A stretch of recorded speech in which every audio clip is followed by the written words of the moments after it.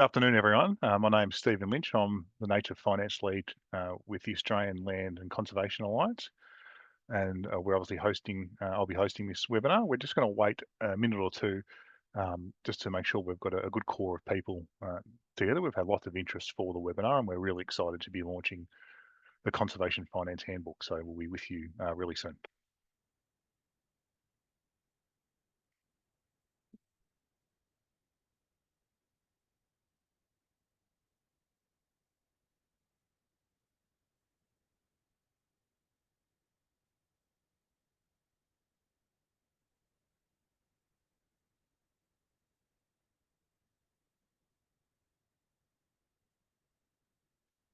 Okay, we've got a really good number online, so we'll make a start. For those who may have just joined us, I'll start again.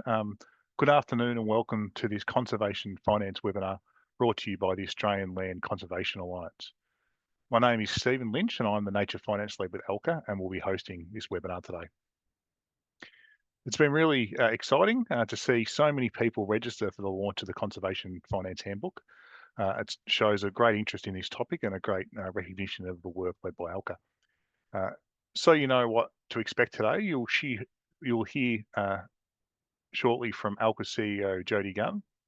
I'll provide you through the session with an overview of the Conservation Finance Handbook, and we'll explore some of the critical enablers of conservation finance. We'll hear from some really excellent guest speakers.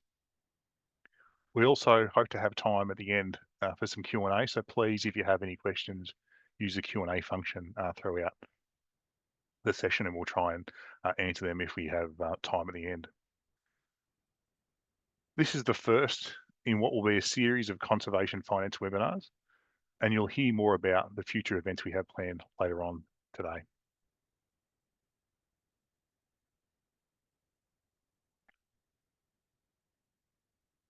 I'm joining you today from the lands of the Wurundjeri people, and I pay my respects to elders past and present, including any Aboriginal and Torres Strait Islander people joining us on the call. I also extend my respects to the various lands that people are joining in from today. ALCA acknowledges Aboriginal and Torres Strait Islander peoples across Australia as the first peoples of the nation. Relevant to today's webinar, approaches to increasing investment in conservation must respect and support the rights of Australia's First Peoples. This includes ensuring equitable benefit sharing of the funding and resourcing flowing from conservation finance. So a bit about the Australian Land Conservation Alliance. ALCA is the peak national body representing organisations that work to conserve, manage and restore nature on privately owned and managed land. ALCA's purpose is to represent its members and supporters to grow the impact, capacity and influence of private land conservation. With 60% of Australia's land privately managed, the sector offers a unique opportunity and proven solutions to help achieve national and global biodiversity and climate targets. As the sector prepares to meet the growing demands for nature protection and nature-based solutions, ALCA plays a crucial role in supporting and enabling its members by advocating for good policy, securing significant investment, fostering a capable sector, cultivating a pipeline of leaders, and at the core, building a community that understands and values the role of private land conservation. Together, ALCA and its members work towards a healthy, resilient Australia in which nature thrives and is cared for by empowered people and communities. It's now my pleasure to welcome ALCA CEO, Dr. Jody Gunn, to say a few words. So welcome, Jody.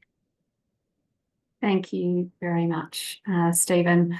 I'd also like to acknowledge the traditional owners on the lands of which I'm joining you from today. For me, that's the lands of the Gadigal people of the Eora Nation, and pay my respects to their elders past and present. And I extend that respect to any other Aboriginal and or Torres Strait Islander peoples who are joining us on this webinar today. As Stephen has mentioned, it's also important to note that the work of this handbook does seek to further articulate the need for funding and finance to become more accessible and equitably shared with Aboriginal and Torres Strait Islander communities, and seeks to highlight the opportunities and leadership that they continue to demonstrate. It's great to have you all join us on this webinar today. The work of conservation and land management is everyone's responsibility, for nature is not just the scenery around us, it's the intricate web that supports all life on Earth. Our connection with nature goes beyond a simple and sometimes unrealised appreciation. It sustains the water we drink, the food we eat, and the air we breathe, and underpins our well-being, our cultural identities, our communities, and way of life. Yet this invaluable resource faces unprecedented threats, with ecosystems collapsing and biodiversity rapidly declining. So it is our responsibility to arrest this decline, to protect and nurture these vital systems, not only for ourselves, but for future generations. Australians care deeply about nature and are united in a desire for a healthy and resilient future. This vision is achievable, and it's also within our grasp if we act now and act together. To create the Australia that we need and want, we must invest in nature and particularly in the people who steward it. Right across the country, thousands of landholders, including First Nations peoples, farmers and graziers, private landholders and conservation organisations, are managing, protecting and restoring biodiversity and building resilient communities. We must urgently scale up this work and the investment that will enable it. It cannot wait. Protecting, stewarding and restoring our natural environment must be realised as an economic imperative. Healthy ecosystems contribute billions to the global economy through ecosystem services and reduce economic risks. By redirecting capital towards sustainable practices and conservation efforts, we can create a resilient economy that thrives in harmony with the environment. Since publishing the first conservation finance scoping paper back in 2018, ALCA has established its role as a conservation finance leader, helping to unlock more investment and upskill the growing network of conservation finance practitioners across the non-profit, private and public sectors. Following continuous feedback on the usefulness of the scoping paper, we are pleased today to release an updated version as the Conservation Finance Handbook. In producing the handbook, it struck me that while there is still more to do, so much has changed since 2018. We've steadily built our capacity and capability in Australia, learning and adapting from the global experiences of conservation finance. We've seen a range of positive changes, including the emergence of an ALCA Conservation Finance Network, large philanthropic donations supporting the purchase of significant conservation properties, market-based approaches for carbon and biodiversity, and nature being understood as a material business risk alongside the emergence of frameworks such as the Task Force on Nature-related Financial Disclosures and the Science-Based Targets Network. Our hope is that the handbook will support the sector to understand and use, where appropriate, the range of available mechanisms for scaling private land conservation. And we look forward to continuing to work with you as we deliver more conservation finance events throughout 2025 and beyond. Thanks, Stephen. Thanks so much, Jody.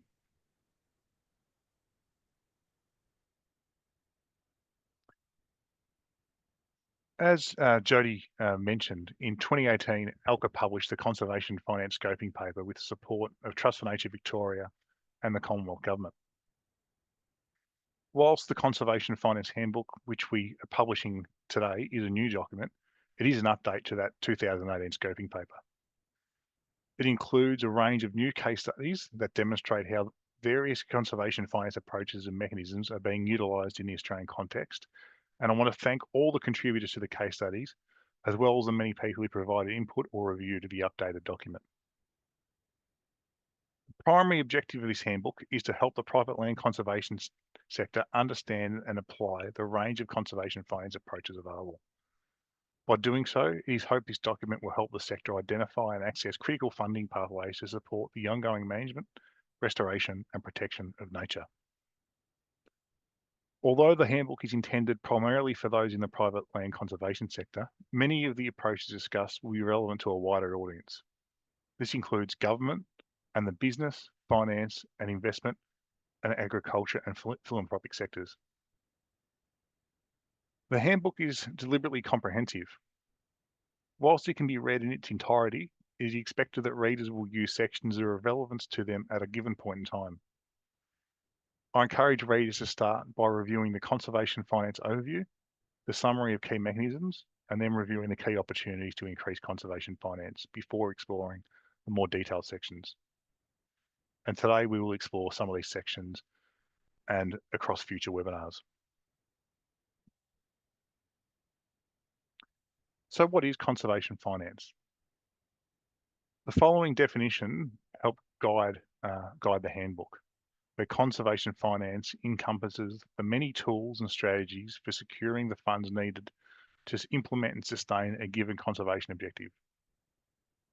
Conservation finance includes both traditional fundraising involving grants from government, foundations, corporate or individual sources, as well as strategies that go beyond traditional grants to tap market-based approaches. The crux of conservation finance is that someone must pay for an environmental good or service or for the avoided costs. Conservation finance is made up of enablers, which are like foundational tools or processes that are required or can make conservation finance happen.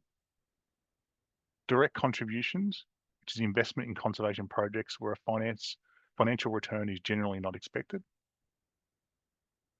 Government-led, which describes the various ways government supports conservation finance, including taxation and the use of special investment vehicles. Market-led approaches, where investment in conservation that uses a market-based approach usually requires a return on the investment.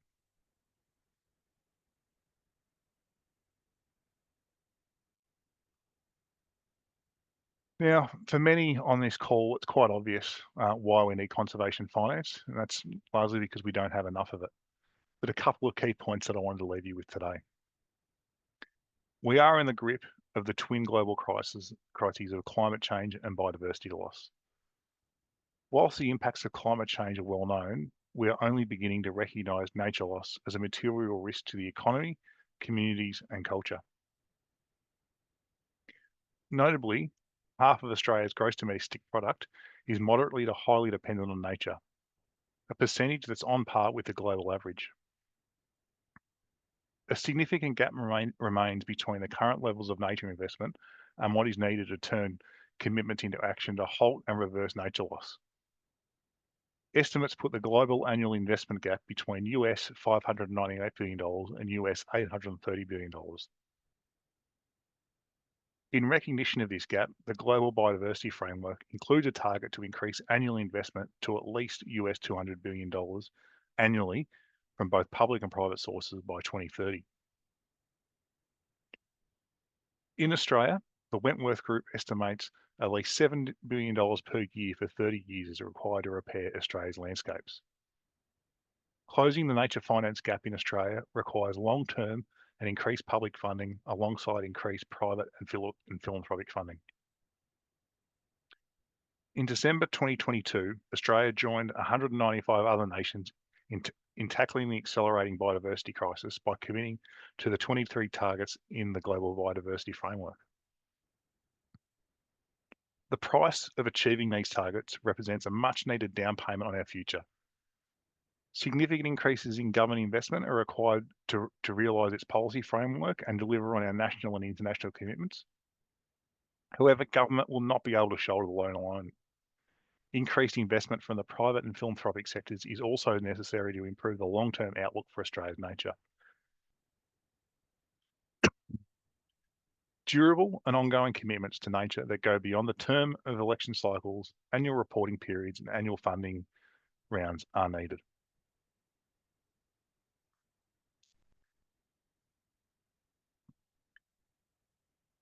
Now, this is something you will find in the Conservation Finance Handbook, and I referenced it earlier. And it's the it doesn't talk to you, it's a Conservation Finance Handbook. And this summary can be used, if you like, as a cheat sheet to provide an overview of the various conservation finance enablers and mechanisms. Each enabler and mechanism is described in detail in the handbook. And for each mechanism, the handbook has an assessment against 3 criteria. 1, its current use in Australia. 2, its potential for scale. And 3, the relative ease of deployment. As described on the screen, the conservation finance mechanisms fall into 3 broad categories. Number one is direct contributions, and the simplest way to fund conservation is to pay money directly to an organisation or project creating positive outcomes for nature. It includes government or philanthropic grants, philanthropic donations, and corporate partnerships.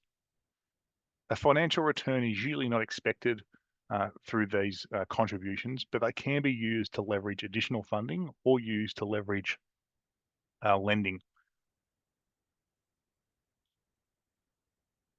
The second area is government-led.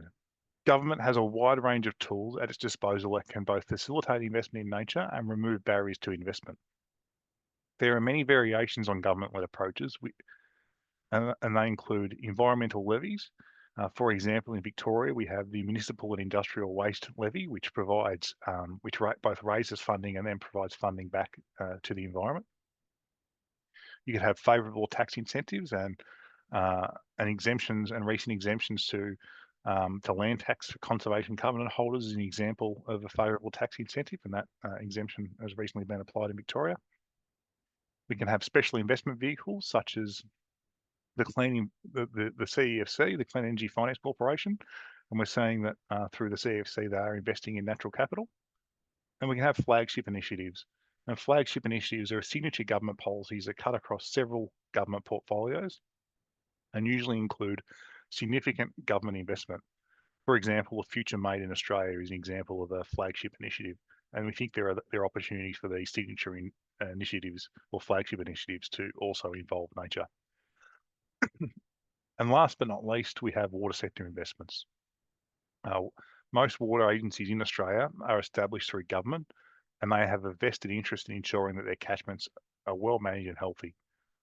We've seen the development of nature positive water over the last 12 months, and we're also seeing continued investments by water agencies in nature. So that's wonderful. Thirdly, we have the use of market-based approaches. Now, market-based approaches are seen as a key opportunity to bring private sector investment into conservation finance. When designed well, markets can create demand for a product or service and hence attract funding to purchase or fund them. Of course, this is premised on the notion that there is indeed a buyer for that market or service. Examples of market-based approaches include the ACCU scheme and the emerging nature repair market. Green bonds and loans, as well as impact investments, are also examples of market-based approaches, among a host of others that are explored in more detail in the handbook.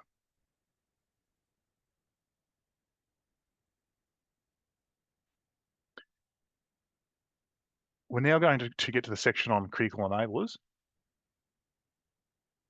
Excuse me. For today, we're going to provide information about 3 critical enablers, and I'll cover a little bit more about enablers as well. The first of which is Indigenous knowledge and leadership. The quote listed on the slide, which is, nature positive may sound like a new concept, but First Peoples have been nature positive for millennia, comes from the First Nations statement at the Global Nature Positive Summit. And the picture, which I think is a fantastic picture, is of that statement being delivered to the Minister. Aboriginal and Torres Strait Islander peoples live on and have cared for country for more than 60,000 years, making them the world's oldest continuous living culture. The 200 plus years since colonisation represent less than 0.4% of those 60,000 years. With that much time connected to and caring for the lands and waters of Australia, Indigenous knowledge and leadership must be central to achieving a nature positive Australia.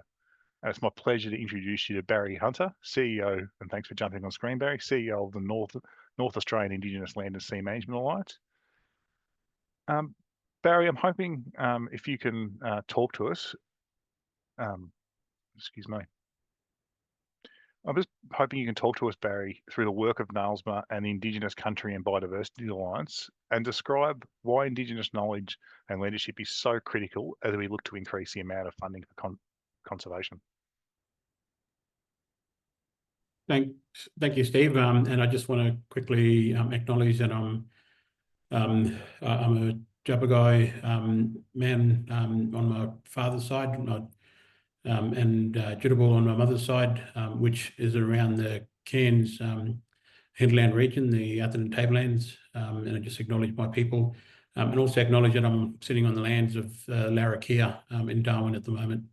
And also thanks for yourself and Jody for the introduction of today and the opportunity to talk. In regards to your question, Stephen, I just want to cover a few things, and particularly when we look at page 35 in terms of the handbook, that it that illustrates the circumstance of where Indigenous ownership and land management practices had occurred, and where that sits legally as of today. And you'll see, there's in pink that there's a big concentration, particularly around Northern Australia, but also like throughout Australia, of areas that are either under control of Indigenous people exclusively or non-exclusively, and have some interest in the legal terms, but also where some of the management is occurring. And those management, I just want to quickly run through those, is either through the work of Indigenous land and sea ranges or Indigenous protected areas, both programs funded by the government, or in strong relationships with the conservation sector, where that is occurring as well, and with environmental NGOs in the private sector. So acknowledge all those different levels of engagement and involvement where Indigenous peoples play some roles in terms of managing country. And what I do want to talk to in that is that role, while predominantly funded through the investment of government through Indigenous land and sea ranges and Indigenous protected areas, and we saw that this government, invested in ranges within the Murray-Darling Basin, which is a crucial step, and significant investment into the reef space. While that occurs, that we've got to look at how effective that investment is, and how effective the outcomes around that is, and sort of the measurability around sort of bang for buck. And I do want to really emphasise that there has been significant investment by government, and significant investment also flowing from through environmental NGOs, and that is all welcome, and it is all about being able, that critical enabler of being able to have Indigenous knowledge and leadership at the forefront of land management and land management outcomes. There's a couple of quick points that I want to raise in terms of that. One is that we know that it's not enough to be able to include and have significant involvement of Indigenous people from all over Australia, and there are small pockets that we can look to as great examples of outcomes from that work. And I guess the second piece is that, as the headline reads, Indigenous knowledge and leadership is a crucial part, and within those examples that I just spoke of, that there's some very great examples of where Indigenous leadership is the basis of good sound outcomes through Indigenous partnerships as well with NGOs or government, but also how Indigenous knowledge is becoming more and more critical around that space. And I just have to point out Savannah Fire methodology for carbon reduction in the north as an example of where traditional knowledge is that's formed the basis for significant outcomes in terms of reducing our impact upon country, but also internationally as well. The last point I want to make, Stephen, is that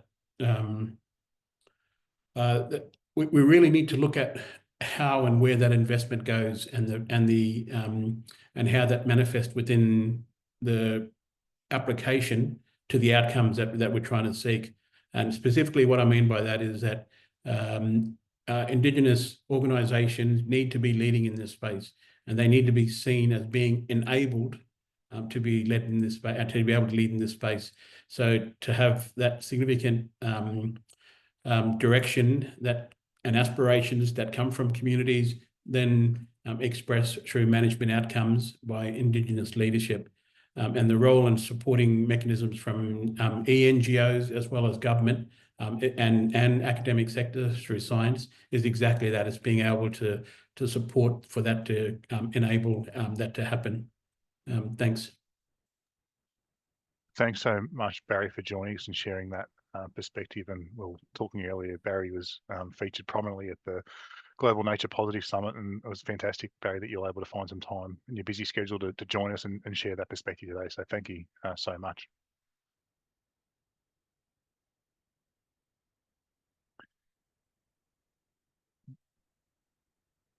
We'll now talk to private sector drivers, and there are a range of drivers that are causing the private sector to look more closely at nature. These include drivers that are associated with risk and opportunity, compliance, reputation, and the expectation of investors and shareholders. The private sector is beginning to understand nature loss as both a material risk and an opportunity, and is responding to this risk in similar ways to the risks associated with climate change. Nature is increasingly emerging as an issue for boards to consider as part of decision making. Businesses around the world and in Australia are starting to move beyond compliance to understand the relationship between their business and nature using frameworks such as the Task Force on Nature-related Financial Disclosures and the Science-Based Targets Network. I'd like to introduce Jane Kern, the Head of Impact Management at Bank Australia. So welcome, Jane. Jane, can you talk us through the why of Bank Australia's biodiversity and nature strategy, and importantly talk through what's driving Bank Australia to this work and why it's important and what you hope to achieve? Thanks, Stephen. Yeah, so Bank Australia is a customer-owned bank with a strong focus on sustainability, and because we're owned by our customers, that they're our shareholders, we engage with them about which issues are important to them and how they would like the bank to act. So we actually started on our nature journey a while back because action on the environment was important to our customers. So our flagship conservation reserve project started back in 2008 when the bank purchased a property out in Victoria's West Wimmera on Watchaballock country. Over time, the bank has extended the conservation reserve to further properties, now with a total of over 2,000 hectares on which we're protecting remnant vegetation and undertaking restoration. And this project continues to be a core component of our work on nature.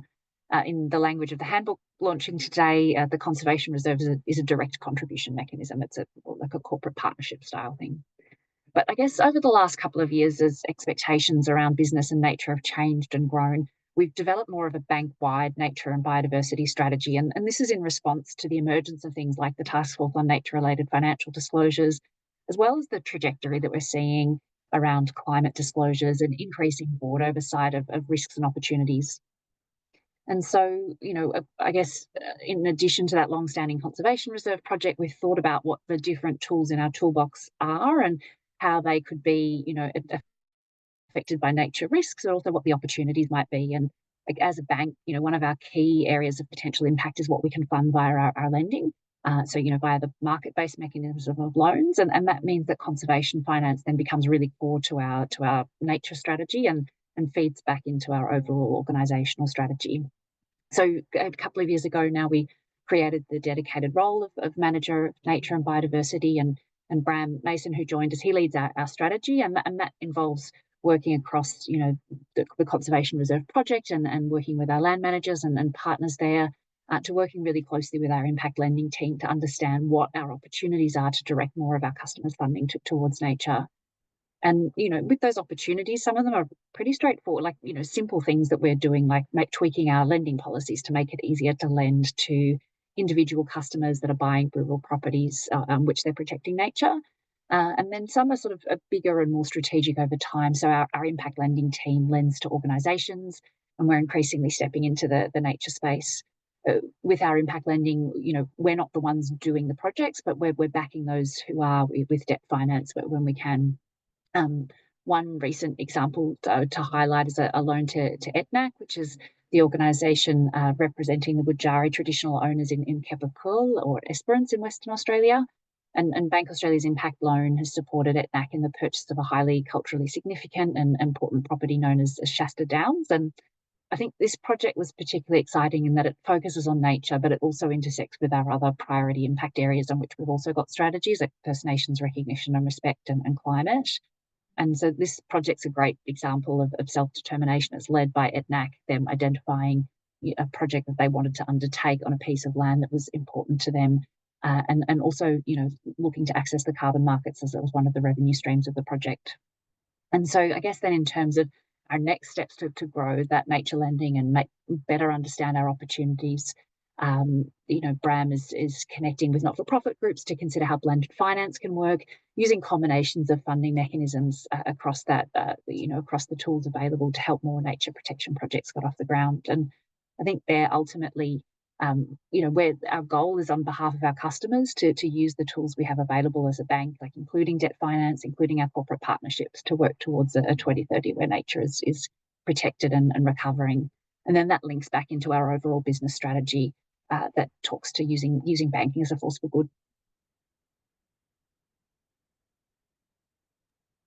Excellent. Thanks so much, Jane, for sharing why Bank Australia is doing the work you're doing in nature, and congratulations on that work. So thank you, Jane.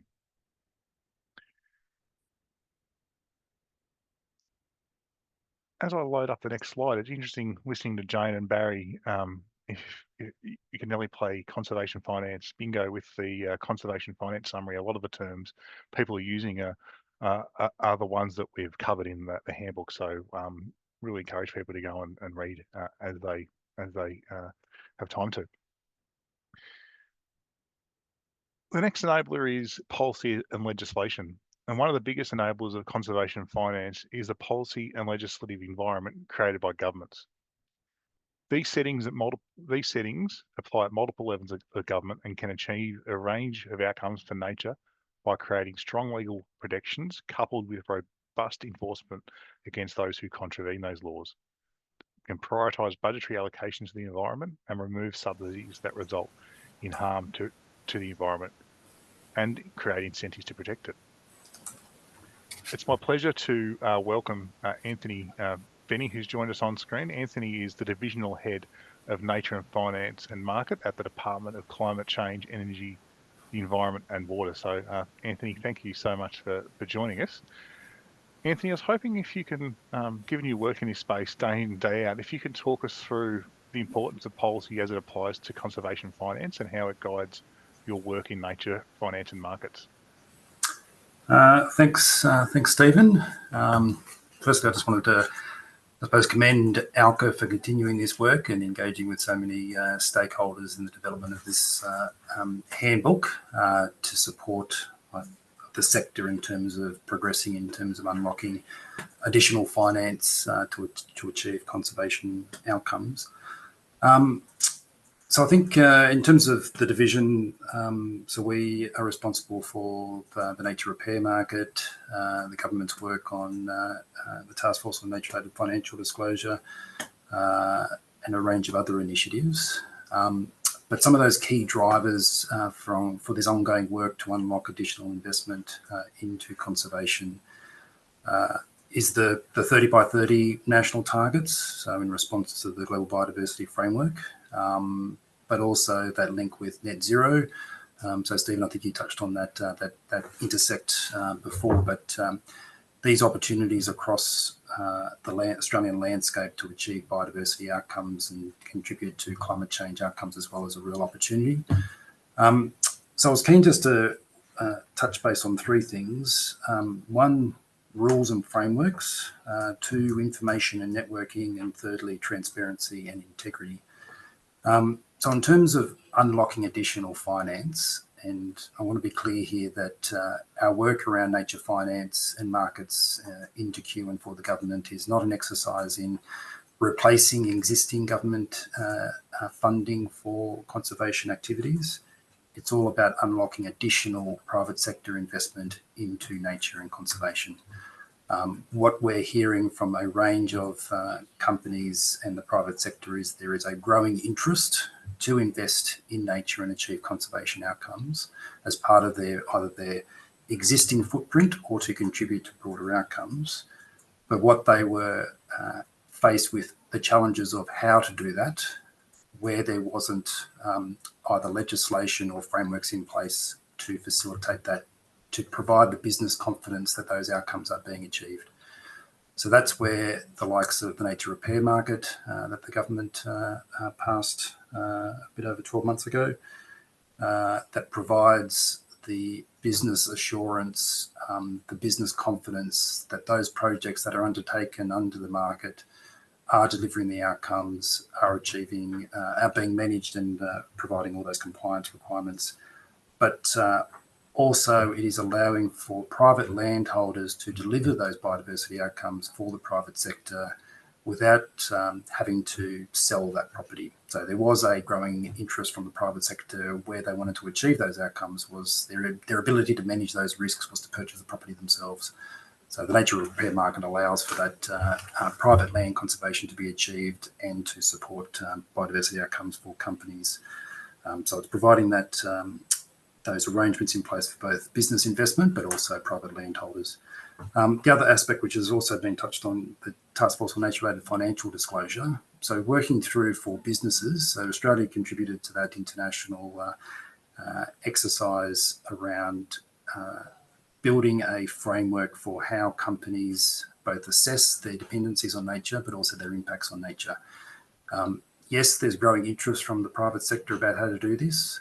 Their capabilities and capacity to measure that and to work that through is continuing to develop, and things like TNFD will support that. So a core role for, I suppose, policy is to provide that frameworks and legislation in place to facilitate that business confidence going forward and to really unlock that third pillar I think you had on your slide there, Stephen, around that additional investment going forward. The other key piece that we work through from a policy perspective is that information and networking aspect. There's just a massive appetite across the business sector for information around the environment. What is this thing called nature and how do they work this through? So increased information both spatially but also from a time series perspective to support both landholders but also business to better understand the environment and their dependencies. From a government perspective, things like environmental economic accounting, which has continued to be worked through to incorporate the environment as part of economic reporting. So the department's been working closely with the Australian Bureau of Statistics on that, but also developing simplified tools for landholders. So under the nature repair market, we have an online tool called Planner, which allows individual landholders to, from a spatial perspective, drill down into their properties and start drawing polygons and start designing projects, building on information sources in both in terms of vegetation cover that may be on that property, but also species and benefits that are going forward. So providing that information set nationally to support those landholders' participation, but also for businesses to get a better understanding of those opportunities. I also mentioned networking. So things like the government's Nature Positive Matters, which was announced at the Global Nature Positive Summit, provides an opportunity for the business and finance sector and conservation groups to work together in a safe environment where they can start talking through how to go about these things. So that's that initiative, which is I think growing to around 50 organisations now, is demonstrating that growing interest from the private sector about nature positive and nature investment. Probably one of the most key things from a policy perspective, achieving transparency and integrity. This new opportunity, nature financing investment, there's interest, but it's essential for increased transparency around how these investments are flowing, where they're going to, what those outcomes are, where those benefits are flowing through to in terms of whether that's First Nations peoples and the like. The integrity to ensure those outcomes are being achieved from a biodiversity perspective. So certainly under the nature repair market, we have our independent committee, which assesses all methods under the market to provide advice to the minister. Their advice is made public. The minister's decisions are made public. The projects that ultimately will be approved under the nature repair market and any issuance of certificates will also be made public through a public registry system, which allows the general public but also business to drill down and see visibly where those outcomes are being achieved, which provides that greater transparency to these markets. But then also any claims or that those businesses are making about those outcomes are publicly available for people to see. Integrity will continue to be a core aspect of the nature repair market and broader investment. and the importance of basing any of those approaches on science. So this is a new space, and it's an exciting space, interlinking environmental scientists, landholders in the private sector is just a massive opportunity in terms of unlocking additional investment to achieve some of these longer term goals, Stephen. So I think one final point I'll make is I think, as demonstrated at the Global Nature Positive Summit last year, the world is very interested in how Australia is going about this. So it's great to see these kind of handbooks that are being provided domestically, but I imagine internationally other countries are looking at how we're going about this and how they could learn from it going forward. Thanks, Stephen. Thank you so much, Anthony. Really appreciate your time and sharing so freely. And it wasn't deliberate, but we had two members of Nature Positive Matters as our previous speakers, so that's great. Thanks a lot for that.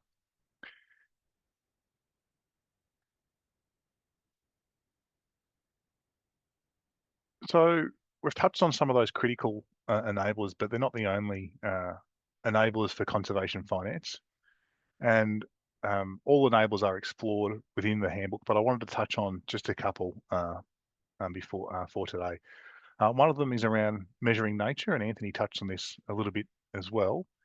There is a growing view that if we are to stop global biodiversity loss, we need to ensure it is valued in all economies. And a range of approaches have emerged, including the Nature Positive Initiative, which is working with a large number of stakeholders to document a universal set of metrics to measure nature. We're seeing the emergence of environmental accounting, which typically focuses on the biophysical condition of a particular environmental asset. And in Australia, we're seeing more use of approaches such as accounting for nature, which has completed 60 environmental accounts covering, or over 60 environmental accounts covering 8.4 million hectares of land. And we're also seeing the emergence of natural capital. And as Anthony touched on it, this is an area the Australian government's pursuing. Australia has signed agreements with both the United States and Canada to work together on natural capital accounts. And in 2025, the National Ecosystem Accounting Project will deliver Australia's first set of national ecosystem accounts.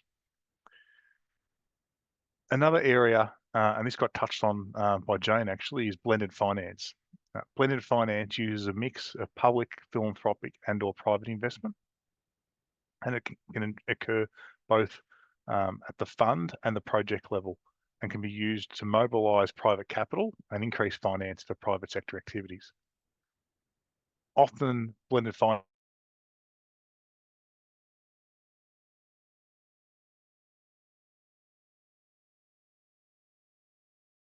that they're blended together to make a deal work. And I think this is a really emerging space in the conservation finance area.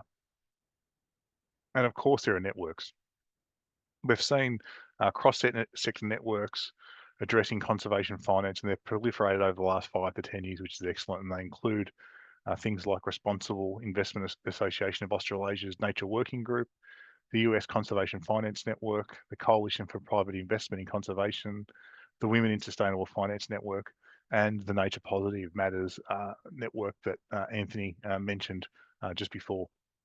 And today's webinar is an example of ALCA's own conservation finance network, where we support the growing network of conservation finance practitioners across the non-profit, private and public sectors.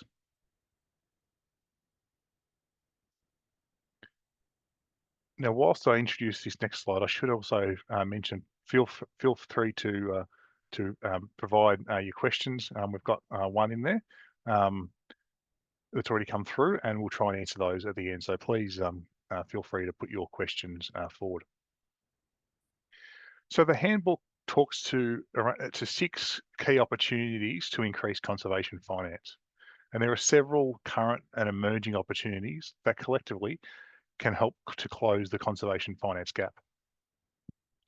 Taking up the following opportunities would substantially scale up nature investment and close the nature finance gap specific to Australia's conservation, land management and restoration sector.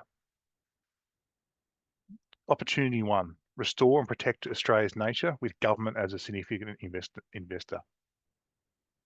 Nature is significantly underfunded in the budgets of the Commonwealth and state governments. Current funding for nature in the federal budget is around 0.1% of the total spend. Increasing funding to nature to 1% of government budgets would go a long way towards closing the nature finance gap. An increase in government funding could support the purchase of land of high biodiversity value to create new public, private, or Indigenous protected areas through a new dedicated $5 billion fund. It could support an increase in the uptake of permanent conservation covenants to expand the protected area state in unrepresented bioregions and ecosystems. It could support the stimulation of demand for the nature repair market, at least during the establishment phase of the market, with significant purchase of biodiversity certificates by government important to de-risking and firming up the market to encourage the entry of other purchases. And it could support increased research and development alongside increased monitoring and evaluation. Opportunity 2, ensure that any increases in funding for nature in Australia respect and promotes the inherent rights of Indigenous peoples. As we've said a few times through today, both the monetary and non-monetary benefits of increasing investment in Australian nature should be directly accessible to and/or equitably shared with Aboriginal and Torres Strait Islander peoples. Indigenous knowledge and leadership is a critical enabler to address the nature finance gap, and increases in investment must support and apply principles that give effect to First Nations leadership in conservation and conservation finance. Opportunity 3. Create a lasting legacy for Australia's nature through a major increase in the amount of philanthropic funding to nature. It is estimated that only 5% of philanthropic funding in Australia currently goes to environmental issues, with about half of that directed to biodiversity or nature. There is a clear opportunity to increase this level of funding. The expected intergenerational wealth transfer over the coming years is an opportunity the private land conservation sector must seek to leverage by working in partnership with philanthropy. The private land conservation sector provides opportunities for philanthropy to leave a legacy for Australia's nature and for the future generations of Australia. This can include such things as supporting the acquisition, restoration, management, and protection of properties with significant biodiversity values. Opportunity 4. Turn nature risk into nature opportunity through partnerships between business and the private land conservation sector.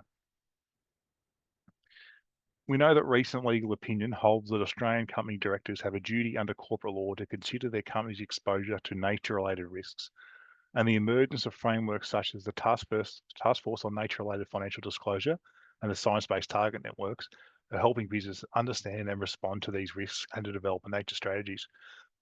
Excuse me. And we heard a bit of that from Jane today. The private land conservation sector already has experience working with some of Australia's largest and most successful businesses.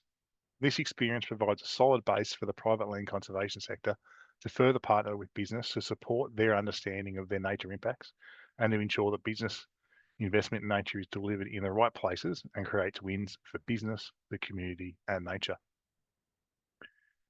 Opportunity 5. Enhanced outcomes for nature through the Australian Carbon Credit Unit Scheme. The land sector is projected to play a significant role in achieving net zero emissions by 2050. Land-based ACCUs will be an important and necessary contributor to this goal. With the emergence of the nature repair market, there are opportunities for improvements to the ACCU scheme, in particular for the nature repair market to work alongside the ACCU market to drive nature positive outcomes. Given its experience, capacity, and capability across nature and carbon projects, the private land conservation sector is well positioned to deliver high quality and high integrity projects that produce positive outcomes for nature and climate. And last but certainly not least, opportunity 6, put in place the foundations to increase nature finance flows. There are a number of foundational and/or enabling factors that can be put in place to increase flows of nature finance. And there are 3 key ones that I'll refer to today.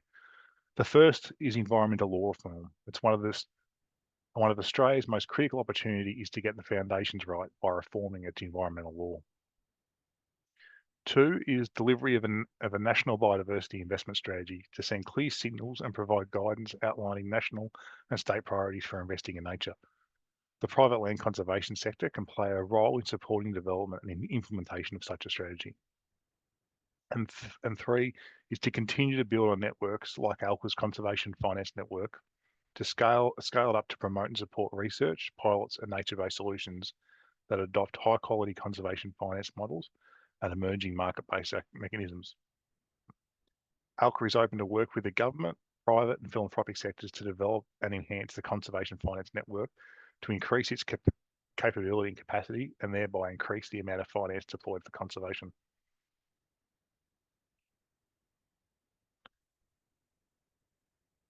Okay, so that brings us to the end of the walkthrough of the Conservation Finance Handbook. But as I mentioned, this will not be the last of these conservation finance webinars.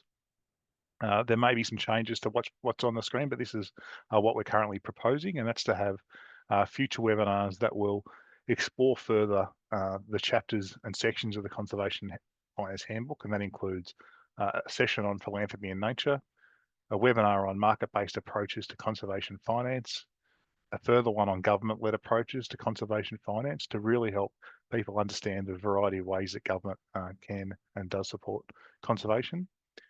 A session on lending for conservation that subtitled Everything You Want to Know About Lending for Conservation But We're Afraid to Ask. And then in December, we're looking to have a session where we bring together a range of people from across the world, if we can get the timings right, for a webinar to really share the international experience of conservation finance. So we hope that you will join us at those sessions. Before we close, and I'm going to get to the questions in a tick, really wanted to thank you all for your time, for coming on and listening and hearing about conservation finance. This doesn't have to be the end. You'll get an email later today with the Conservation Finance Handbook link, or you can go to the ALCA's website where we have published it. Please continue to stay up to date with ALCA, and we've got the link there that we can use to register. So I'm just going to go to the questions and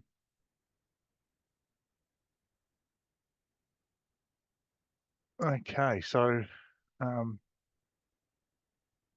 we have a question. What's the best way to use the handbook if I have this specific project that I want to get off the ground? I think that's a really good question. I would encourage you to go to the handbook and try and have a look for the sections that your project might be most relevant to, and so think about, for example, what enablers the project might need. What is it? Does the project need direct funding? Is it a government-led approach that might work best, or is it a market-based approach, or is it a combination of all those three? A further question is in relation to are private landholders seeking funding for private landholders seeking funding for conservation efforts via loans? Are banks starting to look at frameworks such as TNFD and natural capital accounting to measure outcomes? We do touch a bit on this in the handbook, and Jane from Bank Australia certainly he provided some speaking points to this earlier. We are seeing there is a list you can go to see who currently is publishing reports linked to the TNFD in Australia, and they're publicly available. So I'd encourage you to have a look there. The framework does talk to examples where loans have been used for conservation finance. There's an example of a sustainable linked loan used by the Commonwealth Bank of Australia for the Cairns Airport. So that's another example you can have a look at. A further question refers to stated standard banking valuation for rural properties favour land clearing for more productive capacity. How could this BAU approach to valuation be adapted to enhance conservation finance? At the moment, more land is cleared and remains clear, the more capital land owners can access. A fantastic question, and thank you for it. I don't have an answer for you on this today, but I think it's something that we can potentially explore in a further iteration. But I do thank you for that question. question, and I know it's one that we need to consider.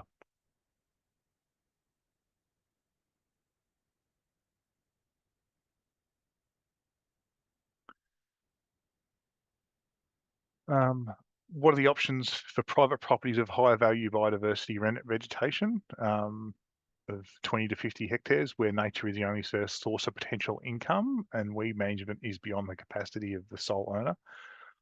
I think it's about thinking about that property against those various mechanisms. So there might be, if the property has a covenant or has a potential to have a covenant over it, there might be opportunities to get a tax incentive through a rebate, a land tax rebate.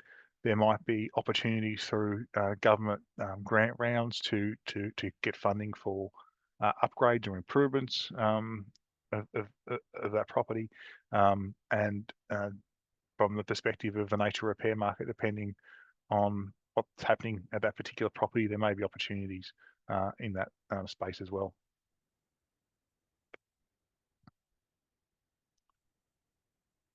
There are some other specific questions. The sustainable finance taxonomy, I think, is listed in there, in the handbook. And there is a question around nature as infrastructure. And I should know, given I wrote it, it is an area that we were keen to include. And I believe it may be in there as well. But if not, it could be potentially in a future iteration. In terms of insurance, which has been a couple of comments about, there is a section in the market-based approaches in the handbook to insurance.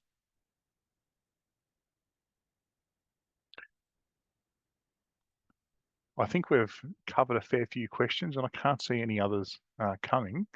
So given we're really close to time, I really want to thank everyone for your attendance today, and wish you all the best. I hope you enjoy reading the Conservation Finance Handbook as much as I did being involved in putting it together.